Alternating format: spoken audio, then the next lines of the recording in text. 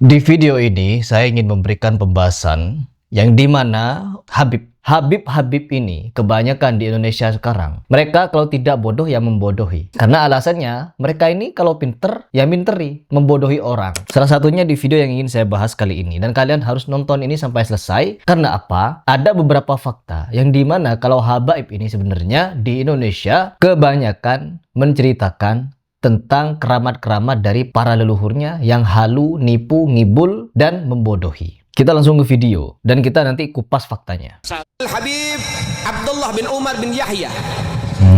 Beliau Pokoknya yang mereka ceritakan, yang mereka gembar-gemborkan, yang mereka agung-agungkan adalah Habib. Kalau bukan Habib, Habib. Kalau tidak ada Habib, pasti nyari Habib. Pesawat niku mundur, Pak. Pesawat maju, mobil mundur. Niki pesawatnya mundur, Pak.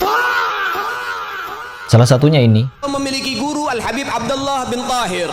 Oh, Habib punya guru Habib. Habib punya, pokoknya sanad mereka ini dari Habib ke Habib yang lain. Satu waktu Habib Abdullah bin Tahir ini datang ke rumah Habib Abdullah bin Umar bin Yahya. Ya. Sampai di rumah Habib Abdullah bin Umar bin Yahya bilang, "Wahai Abdullah, saya mau ke kamar mandi. Kamar mandi? Saya sendal." Siapin Maka sendal, diambilkan sendal baru untuk gurunya, diberikan yang terbaik untuk gurunya, padahal sendalnya banyak. Tapi diambilkan sendal yang baru, yang bagus, yang baik buat gurunya. Dipakai oleh gurunya ke kamar mandi, berwudu, kemudian keluar dari kamar mandi. Maka apa yang dilakukan oleh Habib Abdullah bin Umar bin Yahya? Sandal itu saudara diambil oleh Habib Abdullah bin Umar bin Yahya, kemudian diciumin sandal yang bekas dipakai oleh gurunya, kemudian ditaruh di kantong plastik, dimasukkan ke lemarinya, dijadikan jimat seumur hidup. Dia tidak akan pernah memakainya karena pernah dipakai oleh gurunya. Tuh teman-teman. Sendal dipakai oleh gurunya jadi jimat. Orang yang sudah tidak percaya sama habaib itu kafir hukumnya. No more false prophets! No more false prophets! Follow me and you will never again be deceived! Sendal loh. Sendal. Habib Muhammad Maulana Dawila mengatakan, wahai anak-anakku, aku kepingin tahu sudah nyampe mana kamu itu. Coba terbang satu-satu. Terbang ditembus sampai atap rumahnya ditembus jebol dus.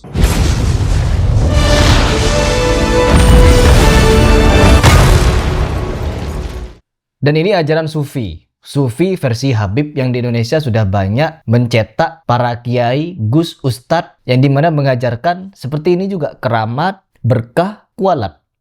Ya, ini termasuk ajaran yang dimana Sufi-Sufi Habib mengajarkan kepada umat tentang pentingnya mengeramatkan orang, mengalap-ngalap berkah kepada orang, terkhusus Habib. Jadi jimat seumur hidup, teman-teman. Tak pernah dipakai. Karena apa? Dipakai Habib. Lalu apa lagi lanjutannya? Allah kasih daripada kebarokahan, saudara. Hebat, jadi jimat ya. Jadi sendal jadi jimat. Aduh ya Allah. Ya, ini salah satu teknik atau teori daripada habaib di Indonesia untuk menyatakan kepada umat bahwa habaib ini adalah golongan paling mulia, paling berkeramat, paling wali, paling punya kesaktian, paling hebat, paling unggul, paling apa lagi. Pokoknya paling-paling. Si mereka ini para habib si paling-paling di Indonesia. Ketahuilah, mereka masuk surga karena syafaat kami, keluarga Nabi SAW. Walaupun kamu merasa hina, kamu merasa gak ridho, kamu gak rela, itulah kami keluarga Nabi SAW bisa memberikan syafaat karena kami adalah keluarga Rasulullah SAW. Sampah! Tapi kalau bagi saya, Habib si paling banyak nipunya. Berapa Habib yang saya bahas? Mereka banyak nipu orang, nipu umat muslim di Indonesia. Menyatakan bahwa di Indonesia adalah pintu tarim, milik Aulia Tarim. Indonesia ini milik Aulia Tarim. Diam! Kalau ini bukan tipuan, teman-teman. Pernyataan Indonesia milik Aulia Tarim, ini bukan nipu sebenarnya, jujur itu. Karena dengan hadirnya mereka di Indonesia, seolah-olah mereka menjadi penguasa. Mereka menjadi orang yang harus dimuliakan, harus disanjung-sanjung. Bahkan kita untuk masuk surga minta syafaat mereka. Ya, bagaimana kalau Habib yang dicintai oleh umat ini nakal-nakal? Ketahuilah, gini katanya. Kamu ini katanya keluarganya Nabi, yang cinta kamu masuk surga. Tapi bagaimana yang cinta kalian itu orang nakal-nakal? Dijawab oleh Imam Ja'far Shadiq, ketahuilah jika ada orang zalim, dia aman dari semuanya. Ketahuilah mereka masuk surga karena syafaat kami keluarga Nabi SAW, walaupun kamu merasa hina, kamu merasa gak ridho, kamu gak rela, itulah kami keluarga Nabi SAW bisa memberikan syafaat karena kami adalah keluarga Rasulullah SAW.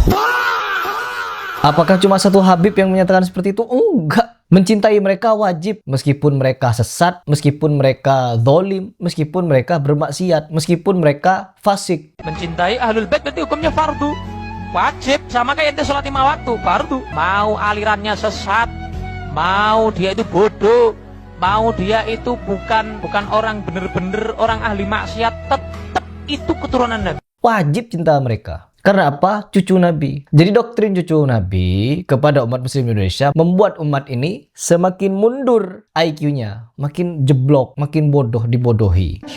Oh enggak loh, para Habib Tarim ini ke Indonesia untuk mencetak kiai, mencetak ulama. Sehingga apa? Banyak di Tarim itu anak bangsa Indonesia yang sekolah ke sana, kuliah ke sana. Nyampe sana ngedongeng teman-teman. Apa yang didongengin? Masjid. Masjid di Tarim bisa apa? Lebih mulia daripada Mekah, Madinah dan Masjidil Aqsa. Saya berada di belakang ini adalah Masjid Bani Ahmad yang sekarang kita kenal dengan Masjid Ba'alawi, yang mana dikatakan Masjid Ba'alawi adalah masjid yang pertama kali dibangun oleh anak cucunya Rasulullah SAW, dan juga masjid ini dikatakan memiliki sir-sir keberkahan daripada Masjidil Haram di Mekah dan juga Masjid Nabawi, juga Masjidil Aqsa. Ketiga masjid tersebut keberkahannya ada di dalam Masjid Ba'alawi ini. Tanah pasir di Tarim bisa menjadi obat dan sangat-sangat mulia, sampai-sampai mereka guling-guling tuh di pasir Tarim. Bin, tengok tuh temen lu Bin. Oh, sehubungan pasir inat mahal Bin. Sekalian aja mandi pasir ya, mumpung di Tarim Bin.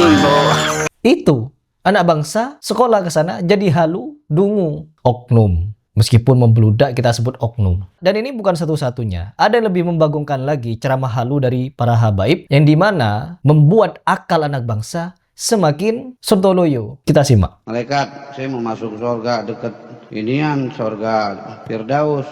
Mungkin gila lu kata malaikat. Kalau kita mau bikin KTP, kita deketin dulu anak cucunya biar harganya murah. Kong, ini kan temen Aye Kong. Udah bawa kemari, nggak bakalan marah. Coba kalau orang lain 500.000 begitu RT, gimana malaikat mau nawar-nawaran gitu malaikat, menawar-nawaran ditabok bisa malaikat. Dalam tubuh saya mengalir dalam. Diam ya. Jadi di sini teman-teman, doktrin yang disampaikan oleh Habib ini, orang untuk masuk surga dia harus punya kuncinya, dan yang memegang kuncinya siapa? Habib.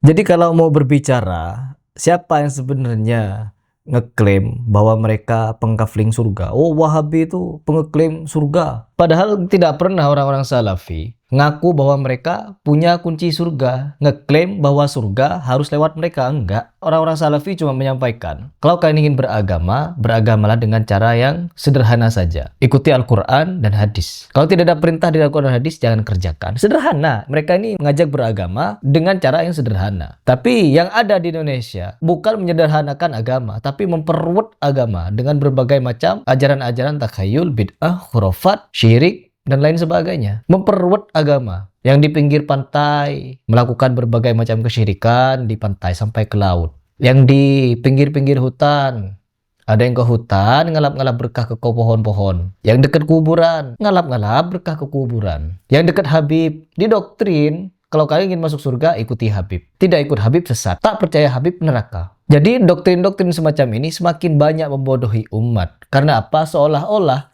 kunci surga itu ada di Habib.